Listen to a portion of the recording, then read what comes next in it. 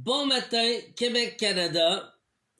Bonjour à tous. OK, je vais parler en français. Avant de continuer le chapitre 10 que j'ai commencé en anglais, je vais faire autre chose que je commence. Alors, pour Québec, pour Canada et pour les Autochtones, soyez les bienvenus aussi. Quand je vous inclus, je vous exclus pas. Moi, je vous inclus.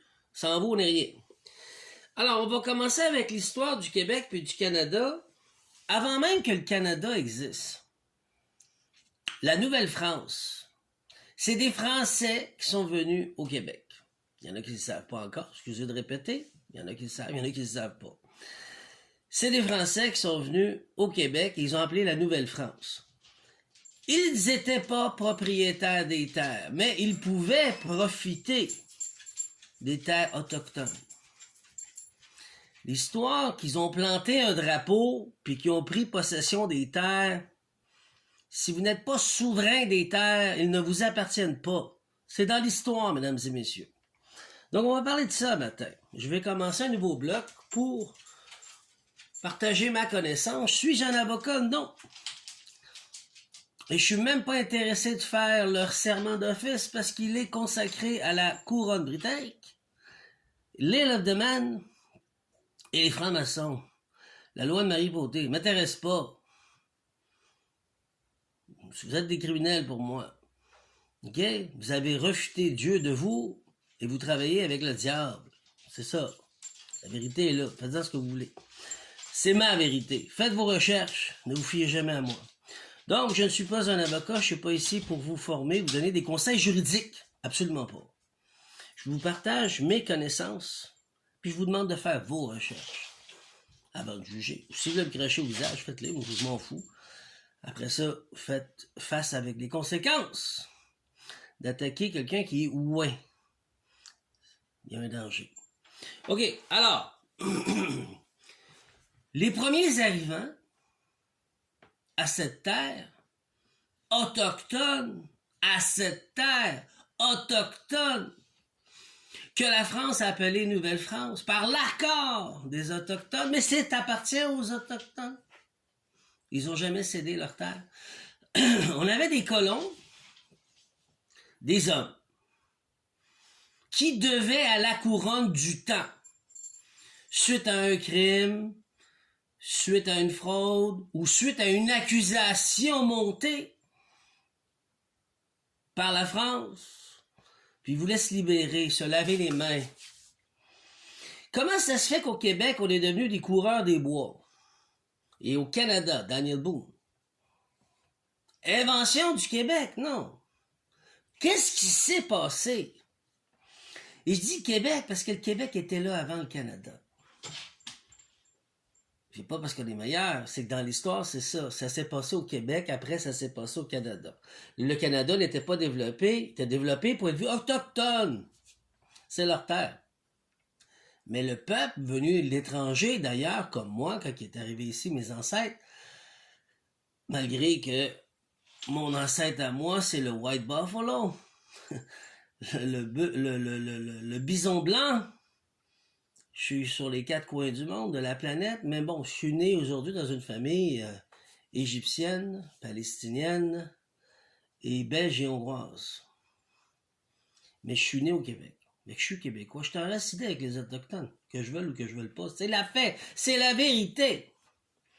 Beaucoup s'offusquent, mais ça vous appartient. Donc, les hommes qui sont arrivés devaient du temps à la couronne. Ils n'étaient pas propriétaires d'une terre, mais ils avaient à labourer et déchiffrer une terre, comme travaux forcés pour la couronne ou autre. Et c'était proche du village ou dans le village. C'est ce qu'ils appelaient le village. Donc, je vais vous expliquer que veut dire ces termes. Faites vos recherches. Je ne suis pas là pour vous donner un conseil juridique. Qu'est-ce que veut dire bénéficiaire, administrateur et exécuteur? Être bénéficiaire, ils ont hérité d'une terre. Mais en réalité, ils n'ont pas hérité de la terre. Elle appartenait à la couronne française sur les terres autochtones. Donc, c'est un mensonge. Ils n'ont rien hérité du tout. Ils ne sont pas bénéficiaires. Pouc, un manque. Le fait est là. Puisque les terres, les terres autochtones n'ont jamais été cédées. jamais vendu ou donné. Comprends? Ensuite, le gouvernement a dit, tu es bénéficiaire de cette terre, mais tu vas exécuter et administrer pour nous et avec nous, puisque nous avons la mainmise sur cette terre, comme travaux forcés. Administrer, c'est le gouvernement qui te dit quoi administrer. Et exécuter, c'est le gouvernement qui te dit exécute telle chose, vends telle chose, fais ci, fais ça. C'est le gouvernement. Donc, les colons ont compris qu'ils n'étaient pas souverains, libres. C'est ça la souveraineté individuelle. Ils ont décidé de quitter les villes. C'est dans notre histoire au Québec. C'est ça qui s'est passé. Je suis un sire, Dominique-Henri Ier. Désolé, j'ai oublié de le répéter. Je suis un médium me voyant un sire, S-E-E-R, ou sire Domino, S-I-R. Seigneur, je vois dans le passé. Je vois dans le futur. Je vois dans l'avenir. Je vois dans les lignes de temps.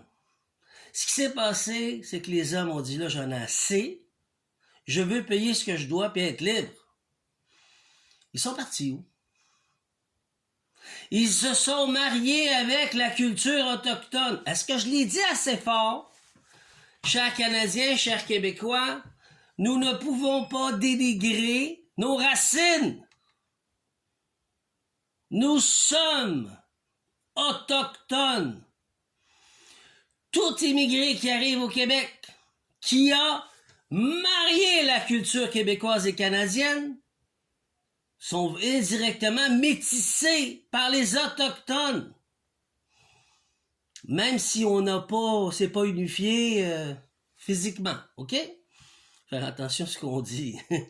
Comprenez-vous, là? Ça vient dans vous. Maintenant, il y a des nouveaux arrivants qui ne veulent pas s'intégrer. Les Autochtones ont pris la peine de sauver ces hommes à leur arrivée. Ils passaient pas l'hiver et mouraient. Ils protègent la terre-mère. Ils ont le devoir de protéger les terres et de protéger tous ceux qui y vivent, les animaux et végétaux compris. Ceci fait partie de la culture de la terre-mère Gaïa. En Grèce, ils l'appellent Gaïa. Est-ce que vous comprenez? Donc, un être humain souverain, comme ce que je suis devenu, signifie 3 termes, parce qu'ils ont compris. Ils sont partis dans les terres avec les Autochtones et ils sont devenus les coureurs des bois. Le bénéficiaire est la personne qui reçoit un avantage, un droit ou un bien dans un testament, dans un contrat de fiducie, dans une assurance vie ou des terres. OK? C'est ça le mot bénéficiaire. Ils ne gèrent rien. Qu'est-ce qu'ils ont reçu, les colons? Ils ont reçu une terre, puis ils n'ont pas pu gérer. C'est un fait. Faites vos recherches. Moi, je ne vous donne pas de conseils juridiques, allez chercher vous-même. Administrateur, je vous en parle, j'ai le droit. Est celui qui gère ou supervise un bien d'une entreprise, d'une entité au nom d'autrui. C'était le gouvernement, comme aujourd'hui, qui est l'administrateur de ta terre. Elle t'appartient pas. Regarde ton contrat, ton hypothèque. Dans une fiducie, dans une entreprise, dans une succession. C'est ça, l'administrateur. L'administrateur agit selon des règles, mais n'est pas propriétaire. Gouvernement du Québec. Mais qui se sont déclarés propriétaires. On va y revenir. Exécuteur ou liquidateur au Québec. Exécuteur est une personne chargée de mettre en œuvre des volontés d'un défunt, tel expérimenté d'un testament. Il identifie les biens défunts, il paie des dettes d'impôts, il distribue les biens bénéficiaires à l'instruction de testament. L'exécuteur ne décide pas du contenu du testament, il le met en œuvre. Bénéficiaire, administrateur, exécuteur. Devez apprendre ça par vous-même.